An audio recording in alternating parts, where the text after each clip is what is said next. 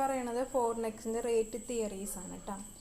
മൂന്നെണ്ണമാണ് വരുന്നത്. Mint parity theory, purchasing power parity theory and BOP theory. അങ്ങനെ മൂന്നെണ്ണമാണ് പ്രധാനമായിട്ടും വരുന്നത്. ഫസ്റ്റത്തതാണ് പറയണത് മിൻറ്റ് പാരിറ്റി തിയറി എന്നാണ് പറയണത്. മിൻ parity theory explain the determination of exchange rate between countries following gold standard. മിൻ പാരിറ്റിയിൽ നോക്കണത് എന്താണ്? ഗോൾഡ് സ്റ്റാൻഡേർഡിൻ്റെ അടിസ്ഥാനത്തിൽ രാജ്യങ്ങൾ തമ്മിലുള്ള എക്സ്ചേഞ്ച് റേറ്റിൻ്റെ ഡിറ്റർമിനേഷനാണ് മിൻറ്റ് പാരിറ്റി തിയറി എന്ന് പറയുന്നത്. In A country on gold standard the currency is either made of gold or it's value which is expressed in terms of gold. എന്താണ് പറഞ്ഞത്? ഒരു രാജ്യം ഗോൾഡ് സ്റ്റാൻഡേർഡ് ഫോളോ ചെയ്യണമെങ്കിൽ അവരുടെ കറൻസി ഒന്നിലും ഗോൾഡിലായിരിക്കും, അല്ലെങ്കിൽ ആ ഗോൾഡിൻ്റെ വാല്യൂ എക്സ്പ്രസ് ചെയ്യുന്നതായിരിക്കും ആ ടേമിലായിരിക്കും എടുക്കുന്നത്. ഗോൾഡിന് ഇപ്പോൾ എക്സ്പ്രസ് ചെയ്യുന്ന ഗോൾഡ് വെയിറ്റ് എടുത്തിട്ട് അതിന് തുല്യമായിട്ടുള്ള എമൗണ്ട് ആയിരിക്കും നൽകുന്നത്. The exchange rate under gold standard is equivalent to the gold content of one currency relation to another. അപ്പോൾ ഗോൾഡ് സ്റ്റാൻഡേർഡ് നമ്മൾ എക്സ്ചേഞ്ച് ചെയ്യുമ്പോൾ ഗോൾഡ് കണ്ടൻറ്റ്, ഒരു കറൻസിയുടെ ഗോൾഡ് കണ്ടന്റ്, ഒരു കറൻസി ഗോൾഡിൻ്റെ വാല്യൂ എത്രയാണോ അതിന് തുല്യമായിട്ടുള്ളതായിരിക്കും മറ്റേ കറൻസി എന്ന് പറയണത്. This exchange rate determine under mint parity theory is also known as mint rate. ഇതിനെ പറയുന്ന പേരാണ് മിൻ പാരിറ്റി തിയറി എന്നാണ് പറയുന്നത്. ഇതിന് മിൻറ്റ് റേറ്റ് എന്ന് കൂടി പറയാറുണ്ട്. Pre conditions to follow gold standard by a country are. Pre conditions ഉണ്ട് ഗോൾഡ് സ്റ്റാൻഡേർഡ് ഫോളോ ചെയ്യണം എന്നുണ്ടെങ്കിൽ മുൻകൂട്ടി തന്നെ എന്താണ് കണ്ടീഷൻസ് അവർ പറയുന്നുണ്ട്. താഴെ പറയുന്നതാണ് കണ്ടീഷൻസ്. ഒന്നാമത്തെ പോയിന്റ് പറയണത് the standard monetary unit is define terms of gold either made of gold of given purity and weight or convertible into gold at a fixed rate. ഒന്നാമത്തേൽ പറയണത് നമ്മൾ ഗോൾഡ് സ്റ്റാൻഡേർഡ് ഫോളോ ചെയ്യണമെങ്കിൽ അതിൻ്റെ standard monetary unit define ചെയ്യുന്നത് ഒന്നിലും ഗോൾഡിന് ആയിട്ടായിരിക്കും, purity wait നോക്കിയിട്ടായിരിക്കും, അല്ലെങ്കിൽ ഗോൾഡിന് ഒരു ഫിക്സഡ് റേറ്റ് വയ്ക്കും, അതിലാരെയും കൺവേർട്ട് ചെയ്യണത്. ഇപ്പോൾ ഗോൾഡിന് ഇപ്പോൾ ഒരു ചെറിയ സ്വർണ്ണ നാണയമാണെങ്കിൽ അതിൻ്റെ വെയിറ്റ് എടുത്ത് നേരത്തെ വെച്ചിട്ടുണ്ടാവും. അപ്പോൾ ആ വെയിറ്റുള്ള സ്വർണ്ണ നാണയത്തിന് ഇത്ര എമൗണ്ട് കറൻസി എന്ന് പറയും. അപ്പോൾ അങ്ങനെ ഒരു ഫിക്സഡ് റേറ്റ് വയ്ക്കും. രണ്ടാമത് the government buys and sells gold in unlimited quantity at a fixed price. Government വാങ്ങുകയോ വിൽക്കുകയോ ഗോൾഡിന് തന്നെ അൺലിമിറ്റഡ് ക്വാണ്ടിറ്റിയാണ്, പക്ഷേ ഫിക്സഡ് പ്രൈസിന് വാങ്ങുകയോ വിൽക്കുകയോ ചെയ്യും. മൂന്നാമത്തത് the export and import of gold is unrestricted. Export import ചെയ്യുന്നതിന് എന്താണ് റെസ്ട്രിക്ഷൻസ് ഉണ്ടായിരുന്നില്ല. ഈ മൂന്ന് കണ്ടീഷൻസാണ് ഗോൾഡ് സ്റ്റാൻഡേർഡ് ഫോളോ ചെയ്യുന്ന രാജ്യങ്ങൾ പിന്തുടരേണ്ടത്. The min parity theory states that under gold standard, the exchange rate tend to stay close to the ratio of gold values or the min parity or par. In other words, the rate of exchange between the gold standard countries is determined by the gold equivalence of the concerned currencies after making allowance for the purity of such gold content of these currencies. ഇനി mint parity തിയറിയിൽ പറയുന്നത് gold standard പ്രകാരമാണെങ്കിൽ exchange rate എന്ന് പറഞ്ഞിട്ടുണ്ടെങ്കിൽ എപ്പോഴും എന്താണ് ഗോൾഡിൻ്റെ വാല്യൂവിൻ്റെ റേഷ്യോസിന് close ആയിട്ടായിരിക്കും, അല്ലെങ്കിൽ മിൻ പാരിറ്റി അല്ലെങ്കിൽ പാർ വാല്യൂവിന് തുല്യമായിട്ടായിരിക്കും വന്നത്. ഇൻ അതർ വേർഡ്സ്, മറ്റു വാക്കുകളിൽ പറഞ്ഞിട്ടുണ്ടെങ്കിൽ റേറ്റ് ഓഫ് എക്സ്ചേഞ്ച് വന്നത് ഗോൾഡ് സ്റ്റാൻഡേർഡ്, ഒരു രാജ്യം നിശ്ചയിച്ചുള്ള ഗോൾഡ് സ്റ്റാൻഡേർഡ് ഉണ്ടായിരിക്കും, അത് മറ്റുള്ള കറൻസിയുമായി ബന്ധപ്പെടുത്തി ഇക്വാലൻ്റ് ആയിട്ടും ഗോൾഡ് സ്റ്റാൻഡേർഡ് സെറ്റ് ചെയ്യണത്. അതുമാത്രമല്ല അലവൻസ്, പ്യൂരിറ്റി ഒക്കെ നോക്കണതിന് എന്തെങ്കിലും അലവൻസ് ഉണ്ടെങ്കിൽ അതും കൂടി കഴിഞ്ഞിട്ടുള്ളതാണ് എന്ത് ചെയ്യണത് ആ കറൻസിയുടെ വാല്യൂ കൺസിഡർ ചെയ്യണത് കേട്ടോ. ഗോൾഡിൻ്റെ എല്ലാ തരത്തിലുള്ള അലവൻസുകളും ഒക്കെ കഴിച്ചിട്ടാണ് ഗോൾഡ് സ്റ്റാൻഡേർഡിൽ എന്ത് ചെയ്യുന്നത് കറൻസിയുടെ വാല്യൂ വിലയിരുത്തുന്നത്. According to S.E. Thomas, the min par is an expression of the ratio between the statutory bullion equivalent to the standard monetary unit of two countries on the same metallic standard. ഇപ്പോൾ S.E. Thomas പറഞ്ഞ mint പാർ എന്ന് പറഞ്ഞിട്ടുണ്ടെങ്കിൽ എന്താണ് ഒരു ratio express ചെയ്യണതാണ്. എന്തിൻ്റെ ഇടയിലാണ്? Statutory bullion equal standard monetary units, രണ്ട് രാജ്യങ്ങളുടെ ഒരു അടിസ്ഥാനപരമായിട്ടുള്ള ഒരു ഇക്വാലൻ്റ് ആയ സ്റ്റാൻഡേർഡ് മോണിറ്ററി യൂണിറ്റ് ഉണ്ടായിരിക്കും. അത് തമ്മിലുള്ള റേഷ്യോ എക്സ്പ്രസ് ചെയ്യുന്നതാണ് മിൻറ്റ് പാർ എന്ന് പറയുന്നത്. സെയിം മെറ്റാലിക് സ്റ്റാൻഡേർഡ് വെച്ചിട്ടാണെന്ന് മാത്രം. ഇപ്പോൾ ഗോൾഡാണെങ്കിൽ ഗോൾഡ് തന്നെ വെച്ചിട്ടായിരിക്കും എന്ത് ചെയ്യണത് കമ്പയർ ചെയ്യണത് കേട്ടോ. ബുള്ളിയൻ എന്ന് പറഞ്ഞിട്ടുണ്ടെങ്കിൽ എന്താണ് എപ്പോഴും വിപണിയുടെ വില എന്ത് ചെയ്യണത് കുതിച്ചുയർന്നുകൊണ്ടിരിക്കുന്ന രണ്ട് രാജ്യങ്ങൾ, ഒരേപോലെ ഇരിക്കുന്ന രാജ്യങ്ങൾ കേട്ടോ. In periods before world war first both England and America were on gold standard. ആദ്യം എന്താണ് ഒന്നാം ലോകമഹായുദ്ധം കഴിഞ്ഞപ്പോൾ ഇംഗ്ലണ്ടും അമേരിക്കയുമാണ് ഗോൾഡ് സ്റ്റാൻഡേർഡ് എന്നത് ഫോളോ ചെയ്തിരുന്നത്.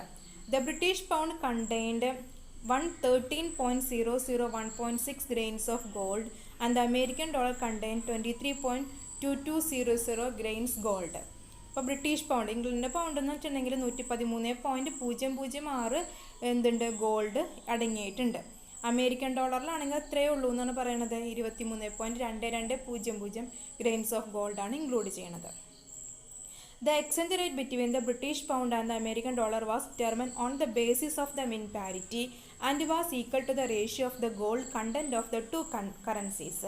അപ്പോൾ ബ്രിട്ടീഷ് പൗണ്ടും അമേരിക്കൻ ഡോളറും തമ്മിൽ എക്സ്ചേഞ്ച് റേറ്റ് അവർ തീരുമാനിച്ചിരുന്നത് മിൻ പാരിറ്റിക്ക് അനുസരിച്ചിട്ടാണ്. അപ്പോൾ അവർ നോക്കണത് ഓരോ കറൻസിയിലും എത്ര ഗോൾഡ് കണ്ടൻറ്റ് ഉണ്ടെന്ന് നോക്കും. അതിനനുസരിച്ചിട്ടാണ് റേറ്റ് അവർ ഫിക്സ് ചെയ്തിരുന്നത്. അപ്പോൾ തസ് 1 പൗണ്ട് എന്ന് പറഞ്ഞാൽ എത്ര വരും? പൗണ്ടിൻ്റെ വാല്യൂ എന്ത് ചെയ്താൽ മതി? പൗണ്ടിൻ്റെ എമൗണ്ട്, ഗോൾഡിൻ്റെ എമൗണ്ട് ഡിവൈഡഡ് ബൈ ഡോളറിൻ്റെ എമൗണ്ട്. അപ്പോൾ എത്ര കിട്ടും? $4.866 ആയിട്ട് കിട്ടും. അപ്പം അങ്ങനെയാണ് അവർ എന്ത് ചെയ്തിരുന്നത്? ഓരോ കറൻസിയിൽ ഇപ്പോൾ ഡോളറിൻ്റെ ആണെങ്കിൽ നേരെ തിരിച്ചും 23.2200 ഡിവൈഡ് ബൈ 113 വരും. ഇൻ ദ ലോങ് റൺ, പിന്നെ കുറേ കാലം കഴിഞ്ഞപ്പോൾ the forces of demand and supply of foreign exchange tend to be in equilibrium and the exchange rate has the tendency to become equal to the ratio of gold values. അപ്പോൾ കുറേ കാലം കഴിഞ്ഞപ്പോൾ എന്താ demand supply foreign എക്സ്ചേഞ്ചിന് എന്തായി? Equilibrium, ഏതോ സന്തുലിതാവസ്ഥയിൽ വന്ന് exchange rate എല്ലാം എന്താണ് ഗോൾഡ് റേഷ്യോ ഒക്കെ എന്താണ് ഈക്വൽ ആയിട്ട് വന്നു തുടങ്ങി. In actual practice, the demand and supply forces experience change and market rate of exchange may differ from the long run mean parity equilibrium. അപ്പോൾ അത് കൂടുതലായിട്ട് വന്നു കഴിഞ്ഞപ്പോൾ എന്താണ് ഡിമാൻഡും സപ്ലൈയും ചേഞ്ചസ് വന്നു തുടങ്ങി. മാർക്കറ്റ് റേറ്റിലും എക്സ്ചേഞ്ചും നമുക്ക് വ്യത്യസ്തത അറിയാനായിട്ട് സാധിച്ചു. മിൻ പാരിറ്റിയിൽ എന്താണ് ഇക്വിലിബ്രിയം എന്താണ് ലോങ് റണ്ണിലേക്ക് ഒരുപാട് വ്യത്യാസം ചേഞ്ചസ് ഡോളറും അമേരിക്കൻ തമ്മിൽ വന്നത് അമേരിക്കയും ഇംഗ്ലണ്ടും തമ്മിൽ. അപ്പോൾ പൗണ്ടും ഡോളറും തമ്മിൽ വരുമ്പോൾ എന്താണ് ഒരുപാട് വ്യത്യാസം വന്നു തുടങ്ങി. നേരത്തെ കുറച്ചുണ്ടായിരുന്നുള്ളൂ അവരുടെ വാല്യൂ, പക്ഷെ എന്താണ് ഓരോ മാറ്റങ്ങൾ വന്നതോടെ ഡിമാൻഡ് സപ്ലൈ ഇൻക്രീസ് ചെയ്യുന്നതനുസരിച്ചിട്ട് എക്സ്ചേഞ്ച് റേറ്റിലും വ്യത്യാസം വന്നു തുടങ്ങി. This variation in the exchange rate is within the well defined limits called gold points. അപ്പം അതുകൊണ്ട് തന്നെ ഒരു ലിമിറ്റ് വെക്കേണ്ടതായിട്ട് വന്നു. ഇത്ര പോയിന്റിനാണ് ഇത്ര ഗോൾഡ് എന്നുള്ളത് വെക്കേണ്ടത്. അപ്പോൾ തന്നെ ഗോൾഡ് പോയിൻറ്റ്സ് എന്നാണ് പറഞ്ഞിരുന്നത്. Thus, gold point refer to the limits within which the market rate of exchange between two countries on gold standard fluctuate from the min parity equilibrium level. അപ്പോൾ അതുകൊണ്ട് തന്നെ ഗോൾഡ് പോയിൻ്റ് അനുസരിച്ചിട്ടാണ് എന്ത് ചെയ്യുന്നത്? Limit രേഖപ്പെടുത്തുന്നത്.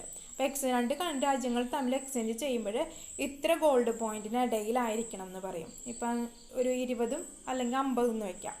അപ്പോൾ അത്രയും ഗോൾഡ് പോയിൻ്റ് ഇടയിൽ മാത്രമാണ് എന്ത് ചെയ്യുള്ളൂ മിൻ പാരിറ്റി അവർ അങ്ങോട്ടും ഇങ്ങോട്ടും ചേഞ്ച് ചെയ്യുള്ളൂ, എപ്പോഴൊരു സന്തുലിതാവസ്ഥയിൽ പോകാൻ വേണ്ടിയിട്ട്. The upper gold point indicate the upper limit and the lower gold point indicate the lower limit. ഏറ്റവും മുകളിൽ ഇപ്പോൾ 50 എന്നല്ല, അതിന് അപ്പർ എന്നും പറയാം, 20 എന്തെന്നും പറയാം, ലോവർ ലിമിറ്റ് എന്നും പറയാം. The upper gold point refers to the critical rate of exchange above which gold will be exported and hence also gold export point. Upper gold point എന്ന് പറഞ്ഞിട്ടുണ്ടെങ്കിൽ എക്സ്ചേഞ്ച് എബവ് ആണ്, critical റേറ്റിനേക്കാളും കൂടുതൽ ഒരു നടുക്കൊരു point ഉണ്ടാവും കേട്ടോ. ചിലപ്പോൾ ഒരു 15 ആയിരിക്കും, അല്ല 20 വെച്ചിട്ട് വരും. 20-നും 50-നും ഇടയിലല്ലേ, അപ്പോൾ ചിലപ്പോൾ ഒരു 30-35 ഇടയിലൊരു ഇതുണ്ടാവും. ആ റേറ്റിന് എബവ് വരികയാണെങ്കിൽ അതെന്താണ് എപ്പോഴും എന്തിനാണ് എക്സ്പോർട്ട് ഓറിയൻറ്റഡ് ആയിരിക്കും. അപ്പോൾ അതിന് എക്സ്പോർട്ട് പോയിന്റ് എന്ന് വരും. ഇനി ലോവർ ഗോൾഡ് പോയിന്റ് ആണെങ്കിൽ ഗോൾഡ് ഇമ്പോർട്ട് പോയിന്റ് എന്നാണ് അറിയപ്പെടുന്നത് കേട്ടോ. അതായത് ലോവർ പോയിന്റിന് താഴെ, അതായത് ആ പറഞ്ഞ പോയിന്റിലേക്ക് താഴ്ന്നു വരികയാണെങ്കിൽ അതിനെപ്പോഴും എന്ത് പോയിന്റ് വെച്ചിട്ട് പറയുന്നത് ഇമ്പോർട്ടഡ് ഗോൾഡ് പോയിന്റ് എന്നാണ് അറിയപ്പെട്ടിരുന്നത്. The cost of shipping of gold such as transportation, packing, insurance charges from one country to another are considered for determining gold points. ഇനി എന്താണ് ഗോൾഡ് പോയിന്റ്സിൻ്റെ അവർ ഡിറ്റർമിൻ ചെയ്ത് എന്തൊക്കെ ഉപയോഗിച്ചിട്ടാണ്? ഷിപ്പിങ്ങിന് എത്ര കോസ്റ്റ് വന്നിട്ട് ഗോൾഡ് ഷിപ്പ് ചെയ്യാൻ, transportation charge, packing, insurance charges, ഒരു രാജ്യത്ത് മറ്റു രാജ്യത്ത് കൊണ്ടുപോകുമ്പോൾ അതിൻ്റെ ഇൻഷുറൻസ് ചാർജ് എത്ര വരുന്നുണ്ട്, ഇതെല്ലാം കൂടി നോക്കിയാണ് ഗോൾഡ് പോയിന്റ് നിശ്ചയിച്ചിരുന്നത്. Thus, the upper gold point is determined by adding the cost of shipping gold to the min parity rate of exchange, and the lower gold point is obtained by deducting the cost of shipping gold from the min parity rate of exchange. അപ്പോൾ upper point ആണ് determine ചെയ്യണമെങ്കിൽ എന്ത് ചെയ്യും? Shipping cost add ചെയ്ത് കാണിക്കും. ഇനി lower gold point ആണ് obtain ചെയ്യണമെങ്കിൽ കോസ്റ്റ് ഓഫ് ഷിപ്പിംഗ് ഗോൾഡ് എന്ത് ചെയ്യും? ഡിഡക്റ്റ് ചെയ്തിട്ടാണ് mint parity rate of exchange കണക്കാക്കിയിരുന്നത്. എക്സാമ്പിൾ കൊടുത്തിട്ടുണ്ട്. The min parity rate of exchange is 1 pound is equal to $3.52 and the shipping gold is 5 cents per pound. എന്താണ് മിൻ parity rate of exchange? ഒരു പൗണ്ടിന് $3.52 ആണ്. ഷിപ്പിംഗ് വന്നത്രയാണ് 5% പെർ പൗണ്ട്. ഒരു പൗണ്ടിനാണ് 5 സെൻറ്റ് വന്നത്. 5% ആണ് ഉദ്ദേശിക്കുന്നത് കേട്ടോ. അപ്പം അങ്ങനെയാണെങ്കിൽ എങ്ങനെയാണ് അപ്പർ ഗോൾഡ് പോയിൻറ്റും ലോവർ ഗോൾഡ് പോയിൻറ്റും കണക്കാക്കണമെന്നാണ് പറയണത്.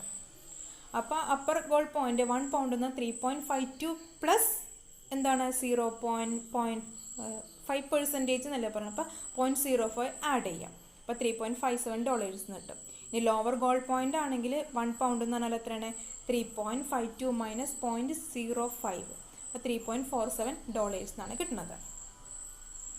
Under the gold standard the exchange rate between two currencies cannot vary above the upper gold point and below the lower gold point. അപ്പോൾ ഗോൾഡ് സ്റ്റാൻഡേർഡ് അനുസരിച്ച് എക്സ്ചേഞ്ച് റേറ്റ് എപ്പോഴും രണ്ട് കറൻസിയിൽ എങ്ങനെ ഇരിക്കണം? Gold പോയിൻറ്റിന് above ആയിട്ട് പോകാനും പാടില്ല, ലോവർ പോയിൻ്റ് എന്ത് ചെയ്യാൻ പാടില്ല? ബിലോ ആയിട്ട് പോകാനും പാടില്ല കേട്ടോ.